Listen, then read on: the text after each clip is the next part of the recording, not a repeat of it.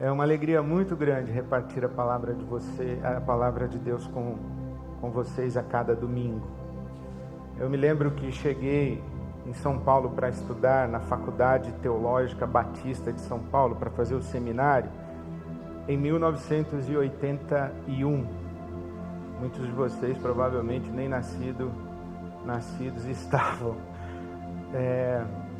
E eu lembro que passei ali na Avenida Doutor Arnaldo, e no muro do cemitério estava escrito assim: olha ao redor. Estranho, né? E de fato, olhando ao redor, o mundo é muito estranho. Quando a gente olha em volta, o mundo está muito estranho. Para quem presta atenção, nós vivemos num mundo muito estranho. Toda a beleza, toda a simetria, toda a perfeição do universo na sua dimensão natural, a obra da criação divina, não tem equivalência no mundo criado por nós. O mundo criado por nós é um mundo muito estranho. A gente vai olhando e vê as coisas fora do lugar. Às vezes a gente tem a sensação de que as coisas estão fora do lugar, inclusive dentro de nós. Os nossos pensamentos e as nossas ideias, as nossas compreensões e discernimentos não encaixam, os nossos sentimentos, as nossas emoções, os nossos impulsos, desejos, vontades, conflitam, se chocam. De vez em quando, não sei se você tem essa experiência, mas eu me sinto não apenas fora de lugar no mundo, é como se eu não encontrasse um lugar no mundo, mas também percebesse as coisas muito fora de lugar dentro de mim. E a palavra de Deus, o Evangelho, é uma forma de nós buscarmos, encontrarmos e discernirmos sentido e sentidos, para que através da palavra de Deus a gente vá colocando as coisas no lugar, a gente vá ordenando as nossas ideias, nossos pensamentos, nossas compreensões, nossos entendimentos, a gente vai enxergando a realidade, o mundo, a gente vai lendo as notícias, vai acompanhando as redes sociais e tudo fora do lugar. E a palavra de Deus nos ajuda a colocar as coisas nos seus lugares, elas vão ficando claras, a gente vai dizendo assim: à luz da palavra de Deus, da revelação de Deus, à luz do Evangelho, eu consigo enxergar algumas coisas e consigo perceber algum sentido e explicar algumas coisas, não somente no mundo à minha volta, mas inclusive também dentro de mim. É com esse espírito, com esse desejo, com essa oração que eu leio para você o Evangelho segundo São Mateus, o capítulo 18, que mais uma vez nos fala da relação de Deus com o seu povo, de Jesus com o seu rebanho, a relação do pastor e das ovelhas. E aqui no capítulo 18, começando no versículo 10, Jesus diz: cuidado para não desprezarem um só destes pequeninos, pois eu lhes digo que os anjos deles nos céus estão sempre vendo a face de meu Pai Celeste. O Filho do Homem veio para salvar o que se havia perdido. O que acham vocês? Se alguém possui 100 ovelhas e uma delas se perde, não deixará as 99 nos montes, indo procurar a que se perdeu? E se conseguir encontrá-la, garanto-lhes que ele ficará mais contente com aquela ovelha do que com as 99 que não se perderam. Da mesma forma, o Pai de vocês que está nos céus não quer que nenhum destes pequeninos se perca. Também não sei se acontece com você de ler a palavra de Deus e uma expressão, um versículo, um conceito, uma ideia saltar. E para mim, lendo esse trecho, evidente, saltou pulou, caiu em cima de mim, tomou conta de mim, entrou em mim, essa expressão pequeninos. Cuidado, não desprezem um só destes pequeninos. Versículo 10. Da mesma forma, o Pai de vocês que está nos céus não quer que nenhum destes pequeninos se perca. O Deus e Pai de nosso Senhor Jesus Cristo, o Senhor nosso Deus, é o Deus dos pequeninos. Deus é o Deus dos pequeninos. O Deus que se revela na Bíblia Sagrada e na pessoa de Jesus é o Deus dos pequeninos. Há duas palavras gregas que são traduzidas nos evangelhos por pequeninos. Uma delas você já vai associar rapidamente: mikros. Micro, pequenino. E a outra é népios, que é usada para referir os filhotes dos animais, mas também as pessoas tolas. Népios. E estas duas palavras transitam pelos evangelhos e são traduzidas por pequeninos. Pelo menos em 3 ocasiões no evangelho de Mateus, essas palavras aparecem e a expressão pequeninos invade o nosso mundo. Aqui mesmo no capítulo 18, Jesus percebe que os seus discípulos estão discutindo, lá no versículo 1, a respeito de quem é o maior no reino dos céus. Então Jesus chama uma criança, coloca a criança no meio deles e diz: eu lhes asseguro que, a não ser que vocês se convertam e se tornem como crianças, jamais entrarão no reino dos céus. Portanto, quem se faz humilde como esta criança, este é o maior no reino dos céus. Quem recebe uma destas crianças em meu nome, está me recebendo. Mas se alguém fizer tropeçar um destes pequeninos, se alguém fizer tropeçar um destes pequeninos que creem em mim, melhor lhe seria amarrar uma pedra de moinho no pescoço e se afogar nas profundezas do mar. Deus é o Deus dos pequeninos. Melhor seria amarrar uma pedra de moinho no pescoço e se afogar nas profundezas do mar. Cuidado para não desprezarem um só destes pequeninos. Quem é o maior no reino dos céus?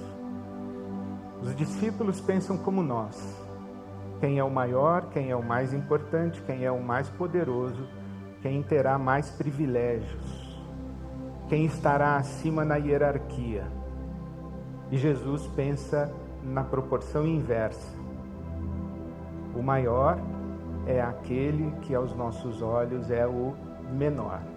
O maior no reino dos céus é o pequenino. No capítulo 11 do Evangelho de Mateus, também aparece Jesus falando sobre os pequeninos. Versículo 20. Jesus está profetizando contra 2 cidades, Betsaida e Corazim. E Jesus diz: ai de ti, Corazim, ai de ti, Betsaida, porque se os milagres que foram realizados entre vocês tivessem sido realizados em Tiro e Sidom, há muito tempo elas se teriam arrependido, vestindo roupas de saco e cobrindo-se de cinzas. Jesus lamenta que os milagres realizados não tiveram correspondência de arrependimento. Milagre, evidentemente, é uma demonstração de poder e autoridade. O que Jesus está aqui deixando muito claro é que as expressões de poder e autoridade não foram suficientes para cativar o coração de Corazim e Betsaida, essas 2 cidades. Versículo 25 de Mateus capítulo 11. Naquela ocasião, Jesus disse também o seguinte: Eu te louvo, Pai, Senhor dos céus e da terra, porque escondeste estas coisas dos sábios e cultos e as revelaste aos pequeninos. Sim, Pai, pois assim foi do teu agrado. Todas as coisas me foram entregues por meu Pai. Ninguém conhece o Filho a não ser o Pai, e ninguém conhece o Pai a não ser o Filho e aqueles a quem o Filho o quiser revelar. Venham a mim todos os que estão cansados e sobrecarregados, e eu lhes darei descanso. Tomem sobre vocês o meu jugo e aprendam de mim, pois sou manso e humilde de coração, e vocês encontrarão descanso para as suas almas, pois o meu jugo é suave e o meu fardo é leve. Aqui Jesus faz uma contraposição extraordinária. Quem são os pequeninos? Os cansados e os sobrecarregados. Quem são os grandões? São os cultos e sábios, os sabidos e instruídos, os doutores da lei.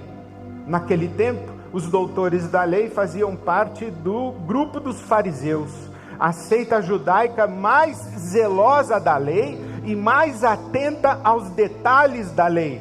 Se você quiser saber um pouquinho mais, ouça a mensagem do pastor Tiago Grulha das 9 da manhã de hoje. Ele falou sobre isso, como os fariseus eram atentos aos detalhes da lei, às minúcias da lei, como eram instruídos na lei e como consideravam-se eles mesmos sábios a respeito das realidades espirituais. Consideravam-se tão sábios que desdenhavam dos seguidores de Jesus. João, capítulo 7, tem uma expressão muito interessante, queria ler para você. Os fariseus, os sábios e os instruídos, estavam inconformados com o fato de Jesus ter conseguido seguidores. E eles então perguntam: será que vocês, os oficiais militares, também foram enganados? Perguntaram os fariseus. João capítulo 7, verso 47.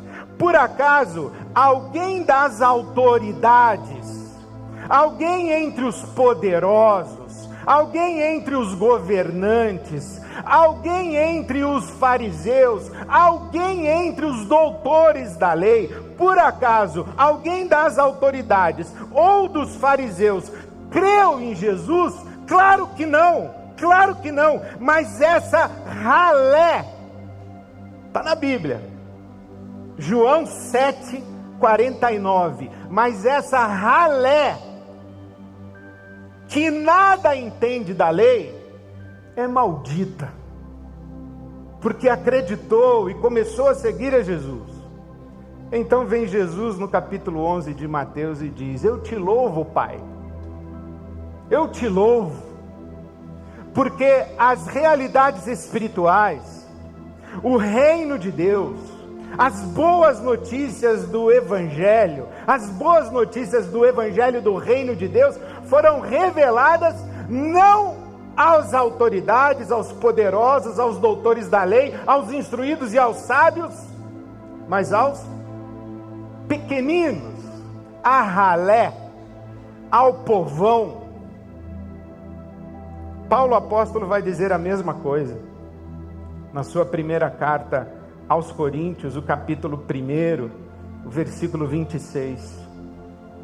Pensem, irmãos, pensem no que vocês eram quando foram chamados. Poucos eram sábios segundo os padrões humanos, poucos eram poderosos, poucos eram de nobre nascimento,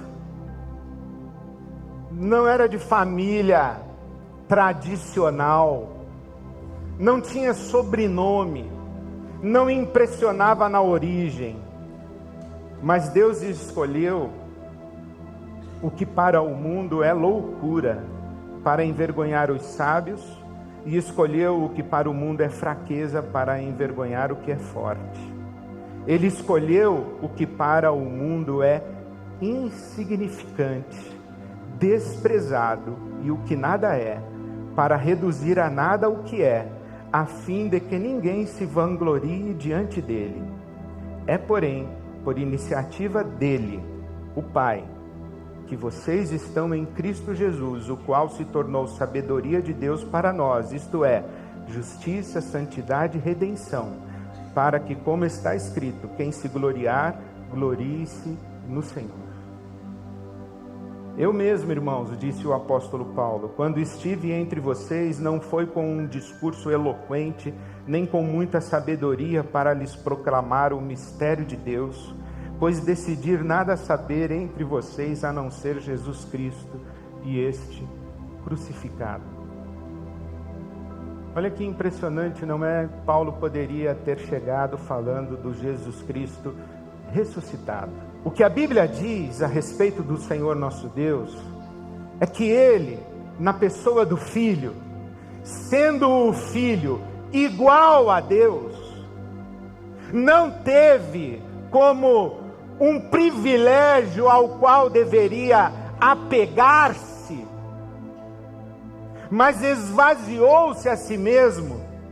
Não teve como um privilégio ao qual devia apegar-se esse ser igual a Deus, mas esvaziou-se a si mesmo, tomou a forma humana e na forma humana tomou a forma de servo e foi obediente até a morte, morte de cruz. Não sei se estou lendo correto a Bíblia, mas se eu entendo bem, o que o Evangelho revela para nós é que Deus olha para todos os pequeninos e vem ao encontro dos pequeninos, fazendo-se igualmente pequenino.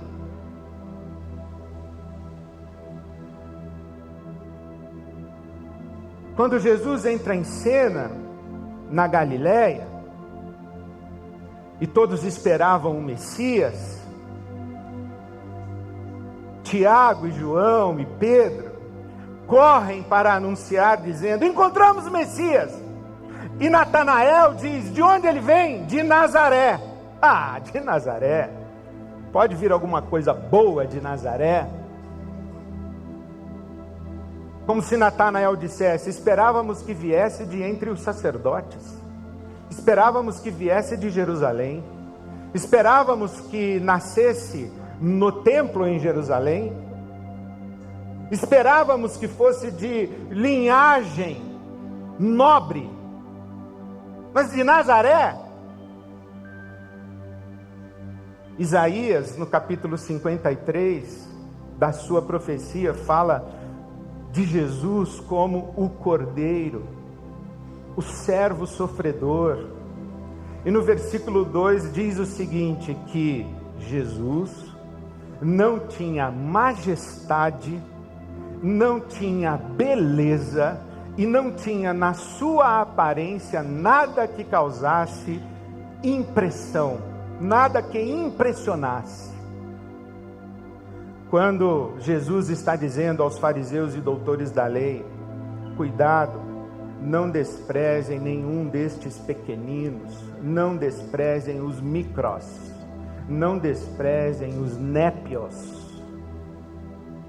Estava falando não apenas a respeito das ovelhas perdidas da casa de Israel, ignoradas pelas autoridades, pelos poderosos, sábios e instruídos conforme a sabedoria deste mundo, mas estava falando também a respeito de si mesmo. Se vocês desprezam os micros, se vocês desprezam os népios, vocês vão desprezar o Messias, porque o Messias é semelhante a eles. Por quê? Porque o Deus de Israel é o Deus dos pequeninos. O Deus de Israel é anti-ostentação, pessoal. O Deus de Israel, ele não quer impressionar. Passaram-se 2000 anos. E sabe o que se fala a respeito do povo crente? Que nós somos ignorantes, pobres, periféricos.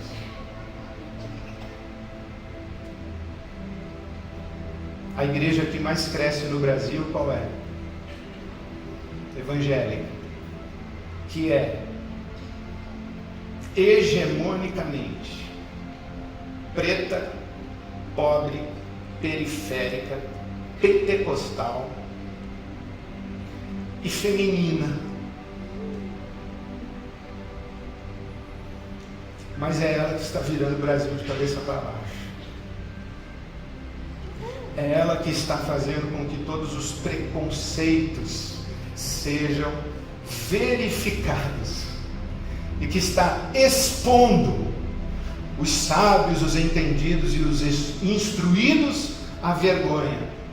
É muito impressionante que a academia, a imprensa, os partidos políticos, os think tanks do Brasil estão estudando os micros e os népios e dizendo: o que está acontecendo no Brasil?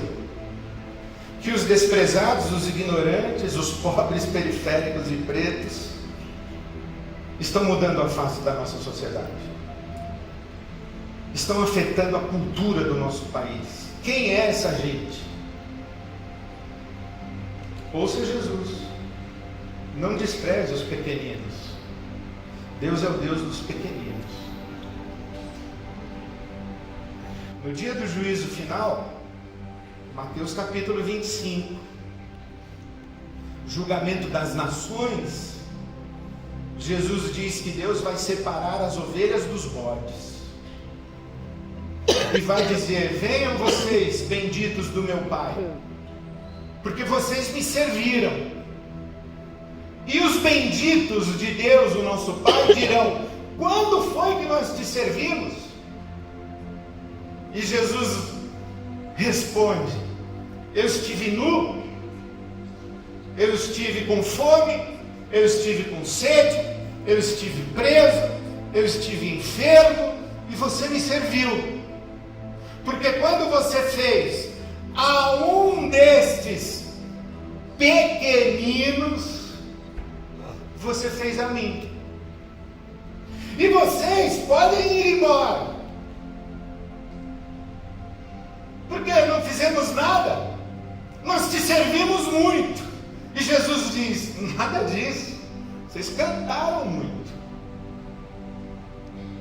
vocês não me serviram, porque eu estive com fome, eu estive preso, eu estive nu, eu estive com sede, eu estive enfermo, e vocês me trataram como ralé. Vocês se vestiam bem de domingo, mas vocês me trataram como ralé, porque vocês não entenderam que Deus é o Deus dos pequeninos.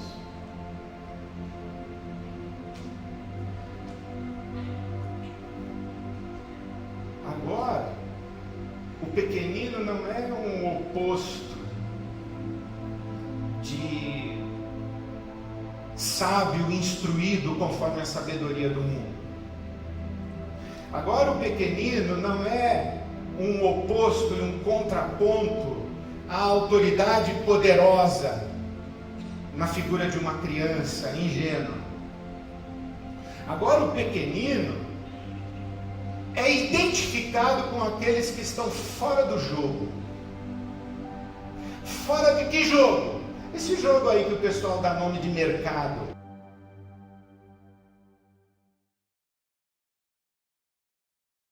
Onde eu estava,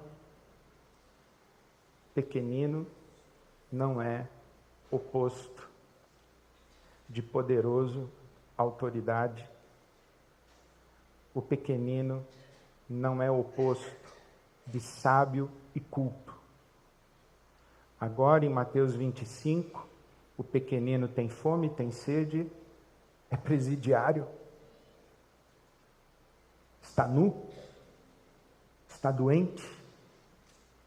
Em outras palavras, está fora do jogo. Está como esse irmão, essa irmã que foi retirada aqui. Um pequenino, uma pequenina. Exige cuidado,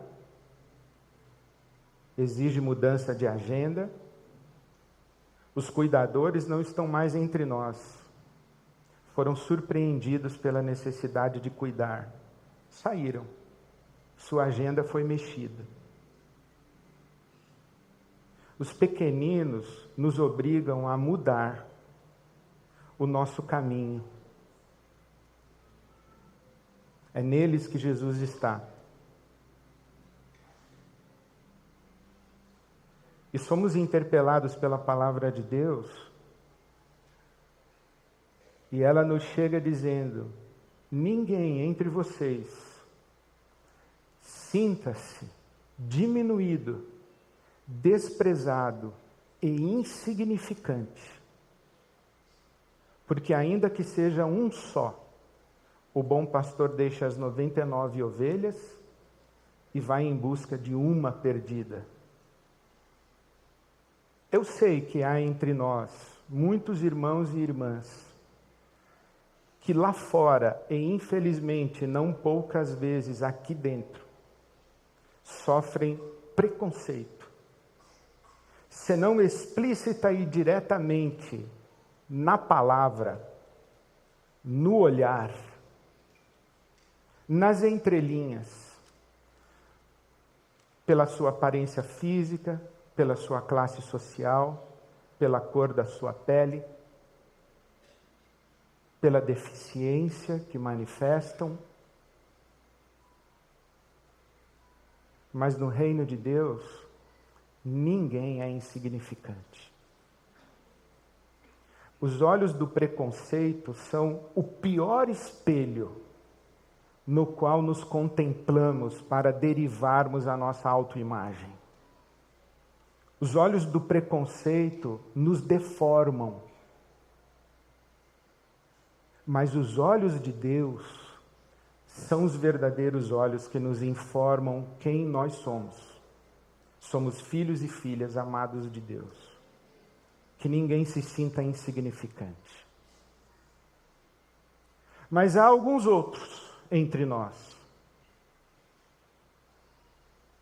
que se sentem ou se julgam justos, sábios, instruídos. Se não se fizerem pequeninos, estarão perdendo Deus. E há alguns outros entre nós que fazem questão de cobrir com um verniz o mundo feio, o mundo da violência, o mundo da miséria, o mundo da pobreza, o mundo da hostilidade, o mundo da enfermidade, o mundo do sofrimento. Eu não quero ver isso. É tóxico. Esse ocultamento das dores do mundo e essa fuga das dores do mundo, meus queridos, é uma fuga de Deus. O nosso Deus é um Deus crucificado, é um Deus ferido. Aquela expressão de Tomé querendo tocar nas chagas de Jesus deu origem a um dos mais belos textos que eu já li. O meu Deus é um Deus ferido, de Tomás Halick.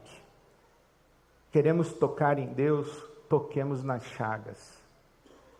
Naqueles que aos nossos olhos são inúteis, porque estão fora do jogo. São eles os pequeninos, é neles que Jesus está. Os poderosos, os sabidões, os ricos, os instruídos, os justos, os santarrões, eles não nos revelam Deus porque o seu ego se coloca no meio, eclipsam Deus para nós, a gente não enxerga. Os egos grandiosos não nos deixam ver Deus. A gente encontra Deus nos pequeninos. Por isso que Paulo diz, quando eu cheguei aí, eu não falei do Cristo ressurreto, eu falei do Cristo crucificado. E quando eu falei do Cristo crucificado, os pequeninos todos disseram, esse Deus é como um de nós. Esse Deus é como um de nós. E se os pequeninos dizem, olhando para Jesus, esse Deus é como um de nós, Nós não temos alternativa se não olharmos para esse Deus que é comum de nós e afirmarmos de todo o coração: nós queremos ser como esse Deus. Nós também queremos ser pequeninos. Porque, meus irmãos, Deus escolheu as coisas fracas, as coisas consideradas insignificantes, desprezadas, para causar vergonha e revelar a sua glória, para que ninguém se glorie nos seus méritos, glorie-se apenas nele. Não foi sem razão, queridos, que Jesus, quando estabeleceu um memorial para que dele nos lembrássemos, não o estabeleceu no jardim da ressurreição. Estabeleceu na antessala da cruz e disse: lembrem-se de mim, o meu corpo partido e o meu sangue derramado. Lembrem-se do Cristo crucificado, para que vocês se identifiquem com todos os crucificados. Volto a falar da guerra. Deus que me ajude e ajude você. Dietrich Bonhoeffer foi um mártir cristão. Morreu enforcado pelo nazismo em um campo de concentração nazista. E é de Dietrich Bonhoeffer a seguinte expressão: a moralidade de uma sociedade é medida pela maneira como trata as suas crianças. A moralidade de uma sociedade é medida pela maneira como trata os seus pequeninos. Washington Post de ontem. Uma criança é morta em Gaza a cada 10 minutos. 10 minutos. De cada 5 civis mortos em Gaza, 2 crianças são mortas. Deus não tem prazer que os pequeninos se percam.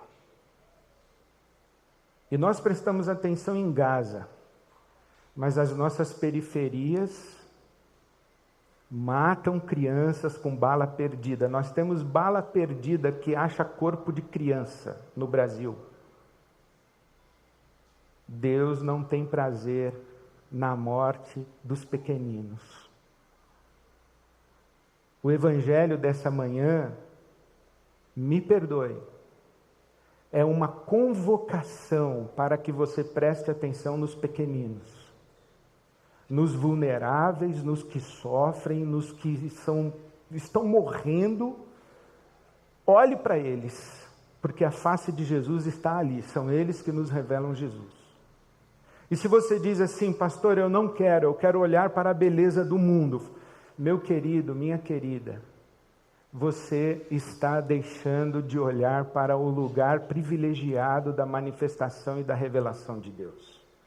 Se você não quer contato com os pequeninos, com a ralé, que os fariseus chamaram de ralé, você não quer contato com Jesus. Você vai viver no mundo dos egos inflados. E a sua espiritualidade vai ser fake. Porque o nosso Deus é o Deus dos pequeninos. O nosso Deus se revelou para nós num corpo partido e num sangue derramado. Com esse coração eu convido você para essa mesa. A se identificar com o pequenino Jesus. O que morreu, se deixou morrer, se deixou matar, voluntariamente se fez pequenino, para se fazer um de nós. Então vamos nos fazer semelhantes a Ele. Amém.